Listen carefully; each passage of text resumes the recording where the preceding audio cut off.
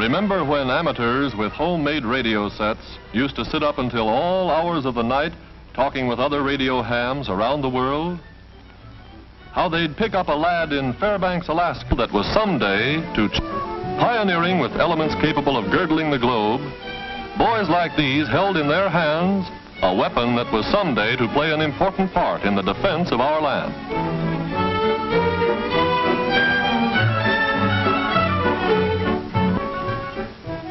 We begin our story on a day in 1943. Joe Brown and his brother Jim were seniors that year. And like thousands of other American boys, their thoughts were far from the peaceful valley country that has always been their home. Well, you can guess the rest. That Signal Corps poster caught Joe's eye, and it wasn't long before he enlisted. And 2 days later, Brother Jim walked into a Navy recruiting office, sore as a boil that Joe had beaten him to the punch.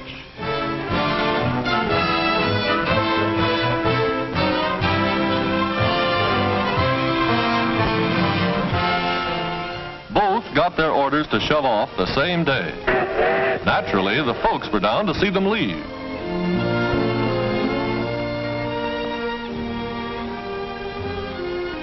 Mother used to say that Junior, the youngest, always worshipped his brother Jim.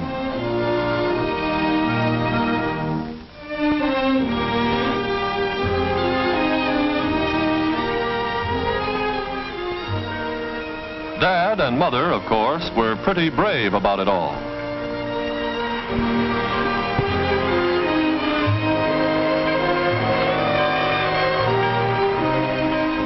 And so, like millions of other American boys, Jim and Joe... From the drilling they gave the boys those first 2 months, they didn't feel much like letter writing. To hear Jim tell it, the only time they didn't drill was when they were eating or sleeping.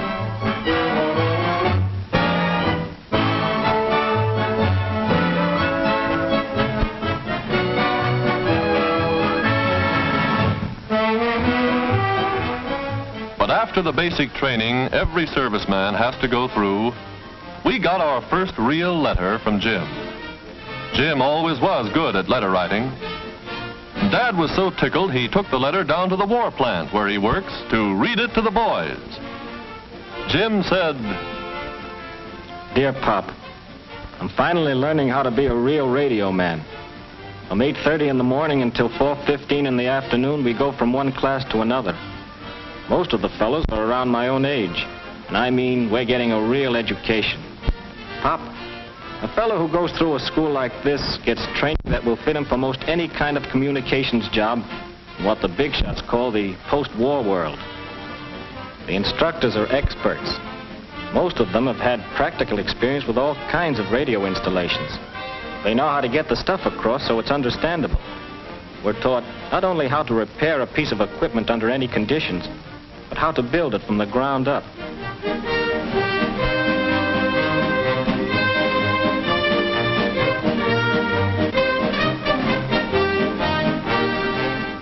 Of course, the big radio manufacturers are working exclusively for the Army and Navy and keep us posted on all the latest improvements. The class in typing and code is what I like best. They shoot the messages slow at first, and speed it up until you're taking 24 words a minute. That's tops. After we learn what makes the darn things tick, we get individual instruction on equipment, just the same as they have aboard ship. Pop, speaking of ships, don't think the Army boys are the only ones using walkie-talkies. We have a course in portable equipment that's just as thorough as they come. Not allowed to tell you just how we use them, but believe me, when the war's over, these sets are going to play a pretty important role in communications. Right now, they have a range of about 5 miles. That's only the beginning. Well, Pop, we're at the end of our 4th month here. The skipper's executive officer came into class today to read off the list of the men who have passed. Honestly, you could have heard a pin drop. Allen, Armitage, Apostopoulos, Bernica, Bernholtz, Blaine. Gosh, I thought he'd never get to my name. And suddenly he said, Jim Brown. And Pop, it was the biggest moment of my life. I made it from the classroom to the barracks and nothing flat. Don't laugh. I had a date with a crow. You see, the crow is what Navy men call a rating. Each man keeps his crow under his mattress until he's earned the right to wear it. When the time comes, he can't get the needle and thread out fast enough. That emblem says, "I'm now a radio man, 3rd class." Anytime you see a fellow wearing it, you can bet your boots he knows his stuff. I don't mean that to be bragging, but only the fellows who have gone through a Navy communications school know what it really means to rate it.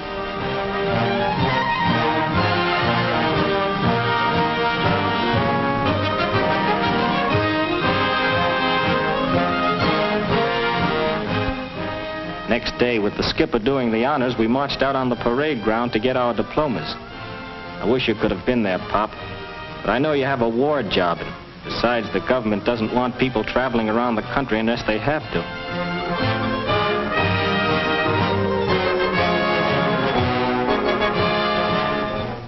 I'm sort of proud of that sheepskin, Pop, and I'm mailing it home to you and Mother.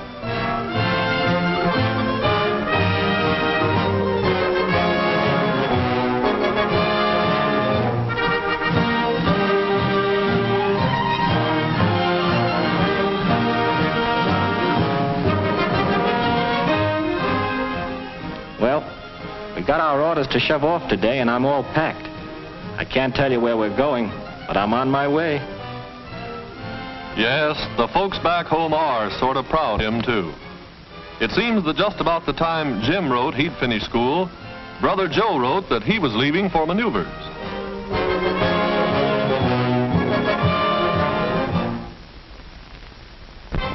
A full-fledged sergeant now, earning $98 a month, Joe Brown climbs aboard a radio-equipped scout car as Division X of a mythical Blue Army goes on final maneuvers before sailing overseas. Their objective, to surprise and capture an enemy airport. How radio plays its dramatic role in modern warfare is graphically portrayed as we follow a motorized striking force into the field.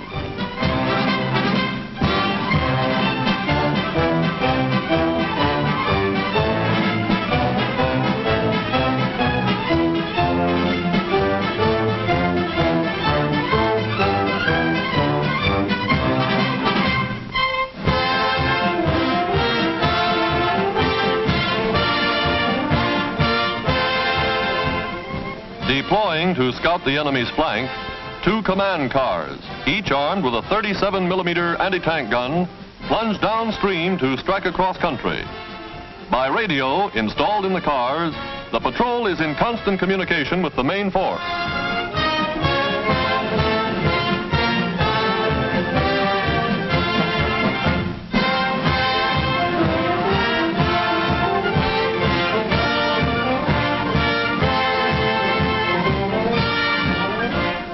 From his own position, Joe flashes word that the convoy is being attacked by low-flying bombers. Joe's radio report is relayed to the tank command, and reinforcements roll into action.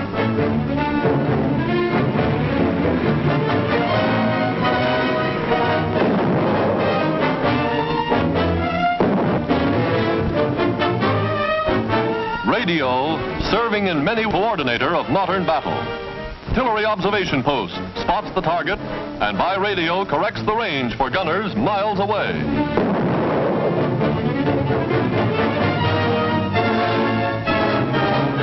Calling base point, 300 right, 400 short, shell Mach 1. Fuse short, right 40.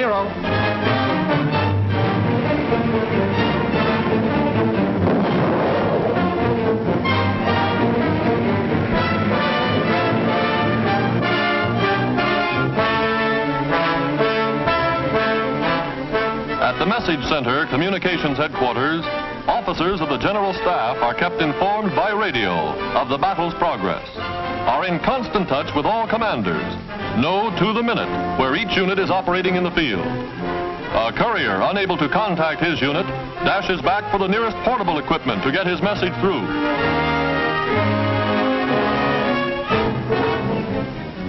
Position K. Barker, Fred, barrier, blue. Williams Landing, cover 1. By radio, our sergeant gets the message and contacts a reconnaissance plane scouting the area. Radio, coordinating the action. Radio, making possible combined operations between all branches of the service.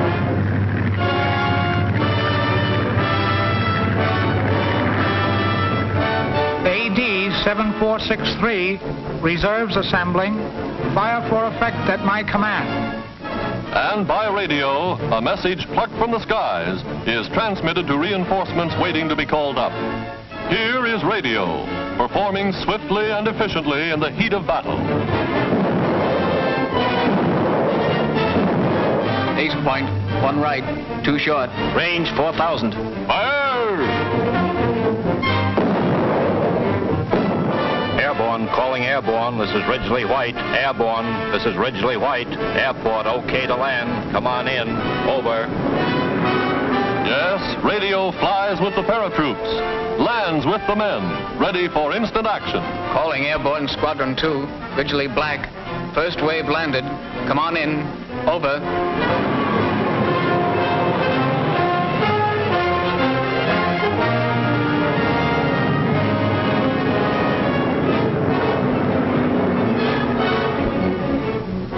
Today, the thousands of Joe Browns and their radios are helping us win the war.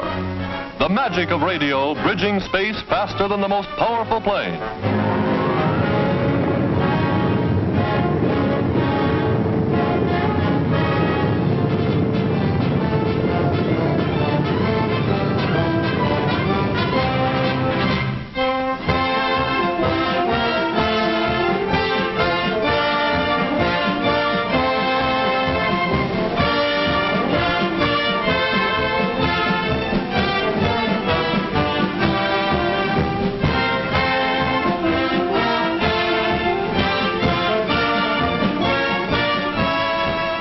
Thanks to radio, Sergeant Joe Brown is able to report, mission accomplished.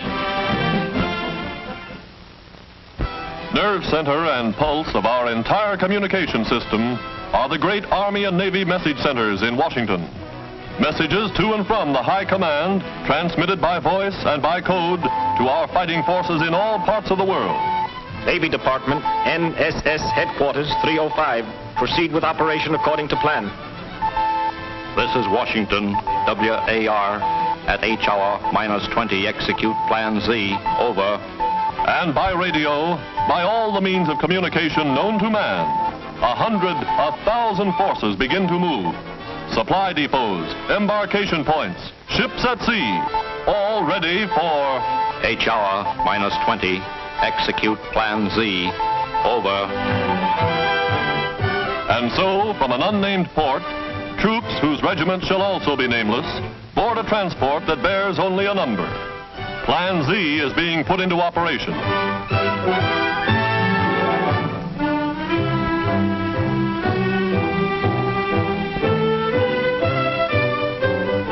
Dawn finds the convoy at sea.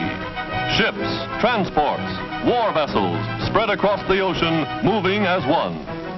Perfect coordination affected by the magic of radio communication. Overhead, patrol planes. The Navy's big PBYs are on guard. Their crews ready to attack a lurking sub or to flash word by radio of the presence of an enemy raider. Aboard the carrier, flagship of the force, the radio room is on the alert. Promoted to radio man second class, Joe's brother, Jim Brown, is now doing sea duty with the fleet.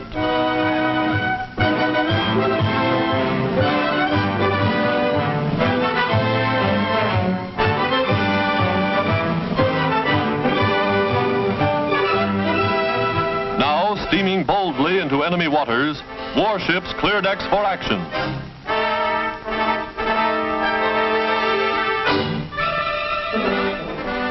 Below decks, the music of some man's phonograph tinkles through the crew's quarters. Jim Brown, the boy from Middletown, had the duty the morning the message came through. It wasn't long before the men knew, this is it. From From the bridge, orders are flashed, and by loudspeakers in every part of the ship, the call is battle station.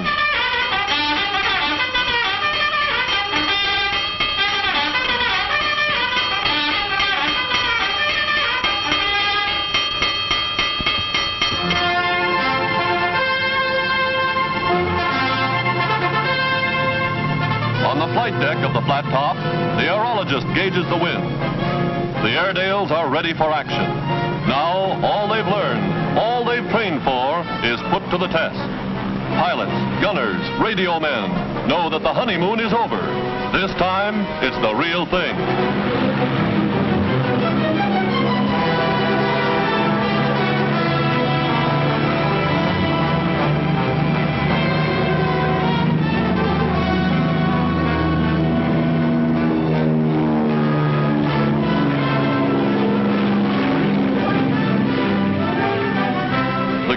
Batteries swing on target. In the radio room comes final word from the fighter squadrons. Enemy planes attacking in force.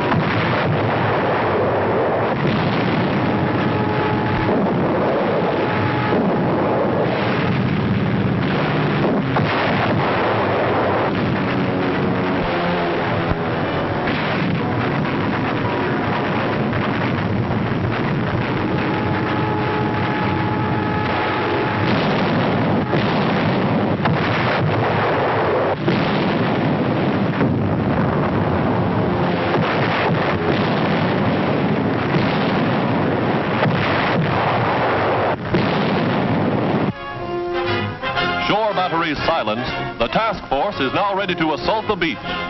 In landing boats, manned by tough Coast Guard and Navy crews, they prepare for invasion.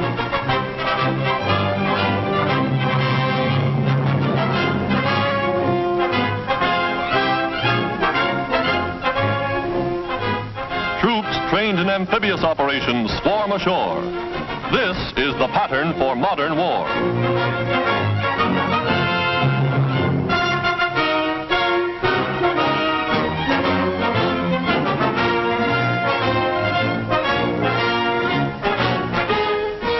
Landing with the first wave, radio units establish communication with ships offshore.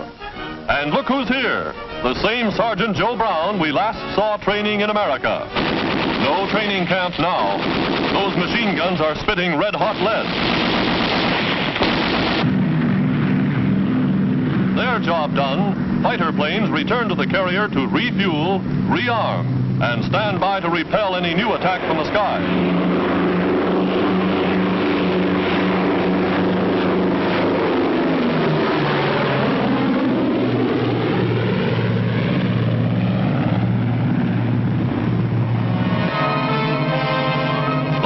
Proceeds according to plan. Troop reinforcements, heavy equipment, big guns and amphibious tanks.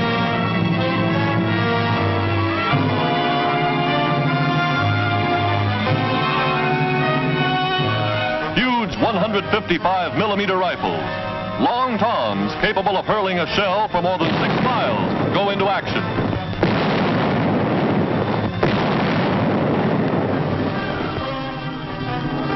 Following in the wake of the artillery barrage, jungle fighters press forward, wiping out snipers and enemy pillboxes one by one.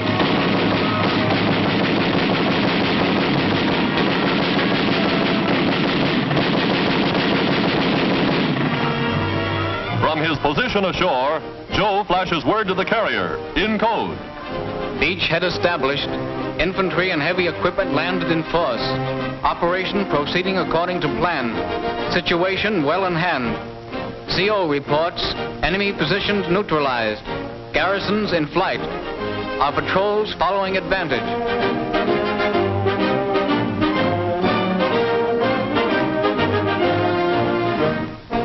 Yes, it could happen even in wartime. Sergeant Brown, in contact with the radio room aboard the carrier, recognizes his brother's voice. Just like the old ham days, reunion by radio, and in the middle of the South Pacific.